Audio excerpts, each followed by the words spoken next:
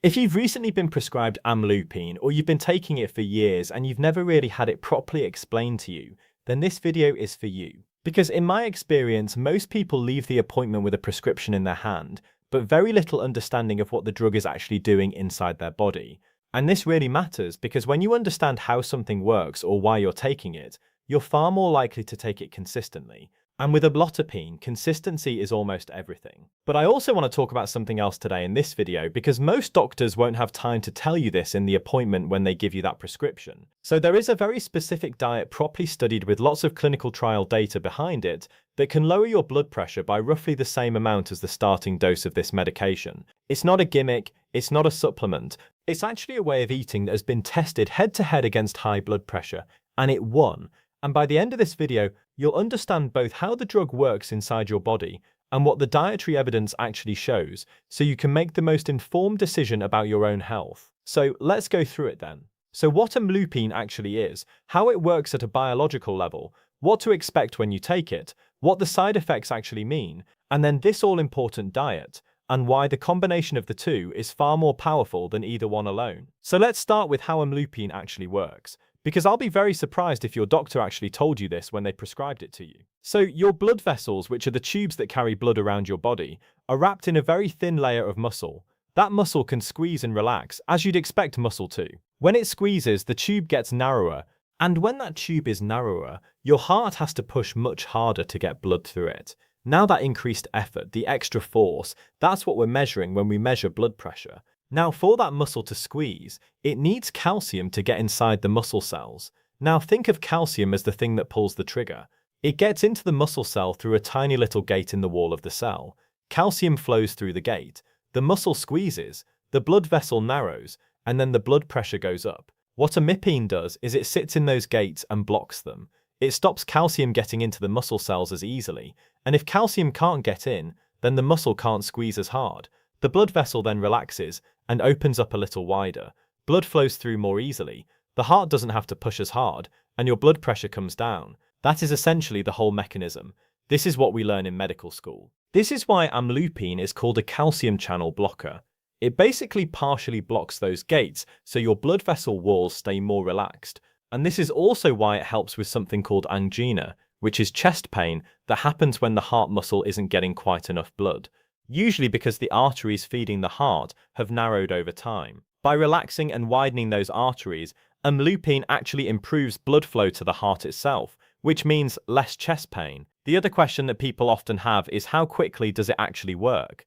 Well, you should start to see your blood pressure come down within 24 to 48 hours after your first dose. But the full effect, the maximum benefit you'll get from your dose, takes around 7 to 8 days to build up properly in your system. And this is because amlodipine accumulates gradually in your system rather than working all at once. And to be honest, that's a good thing. This is what we want. It means that the blood pressure lowering happens more slowly and smoothly rather than suddenly dropping, which is much safer and much more comfortable for you. It means that you probably won't get a really big spike in your blood pressure after one missed dose, but that's not an excuse to be relaxed about it. Taking it every day is what keeps that steady level maintained.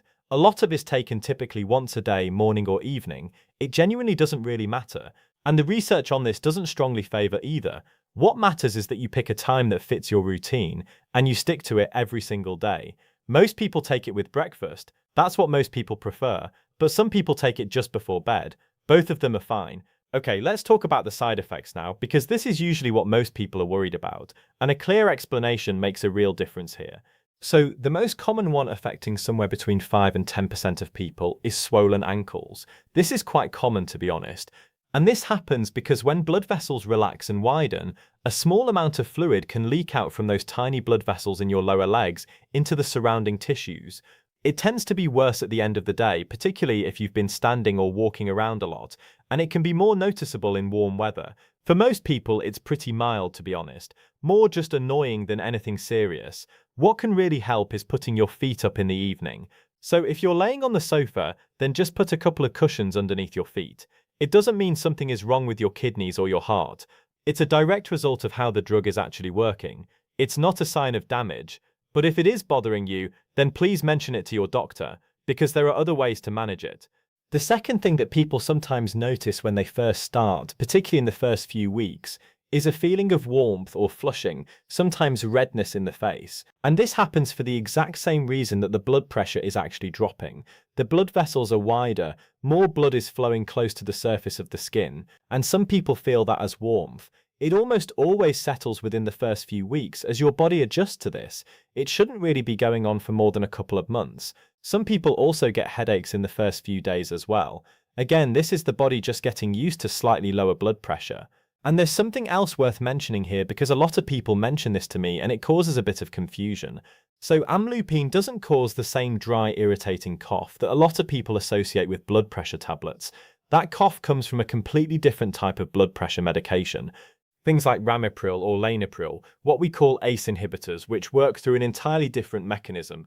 Amlodipine doesn't trigger that at all. So if you've been switched to amlodipine because another tablet was making you cough and this one is very unlikely to do the same, so that's a good reason for starting it. What's really important to understand here is what amlodipine is doing and also isn't doing. So it is controlling your blood pressure. We know that that's obvious and it's doing that pretty well, and the evidence for it of reducing heart attack risk and stroke risk and kidney damage risk is incredibly strong. But it isn't fixing the underlying reason that your blood pressure got high in the first place.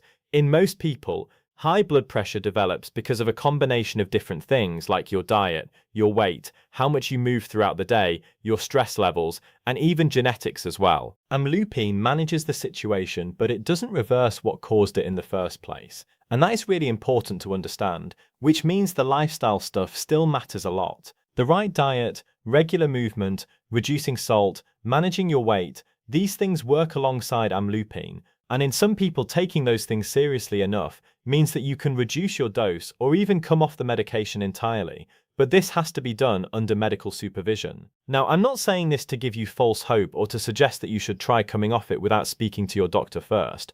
Please don't do that. But the tablet and the lifestyle are not an either-or. They work together. The people who do best long-term are almost always the ones taking both seriously. And this is where that diet comes in. So the DASH diet, DASH, which stands for Dietary Approaches to Stop Hypertension, has been studied extensively, and the results are really hard to ignore.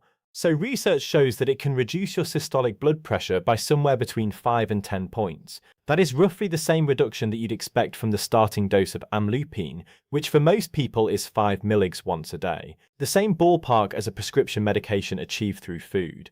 Now, the DASH diet isn't particularly complicated. It's high in fruit, high in vegetables and whole grains, and it keeps red meats, sugar and salt pretty low. It's not a gimmick. It's not some wacky diet that you might see on social media somewhere.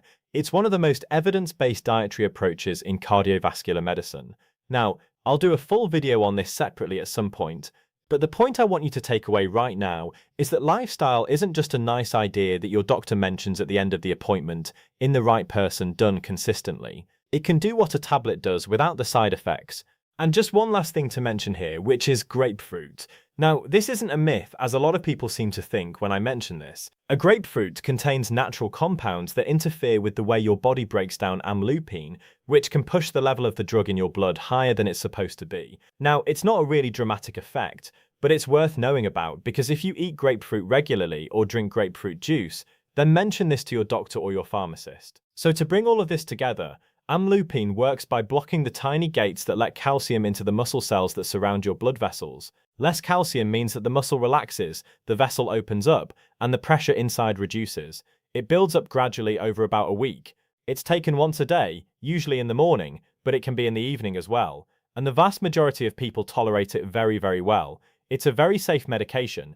The most common side effect, though, is mild ankle swelling, which is manageable and it's not dangerous if you can tolerate it. And the most important thing to remember is that it works best when you take the lifestyle factors that affect blood pressure really seriously alongside it, including, if you can, the DASH diet. If you're taking it, then take it every day at the same time. And please don't stop it without talking to your doctor first. Even if you feel completely fine, especially if you feel completely fine, because that in many ways is exactly what it's supposed to feel like. That's the drug doing its job. And if you want to learn more about these lifestyle factors that can reduce your blood pressure, then I've got lots of videos on this exact topic. So have a search around the channel and see what you can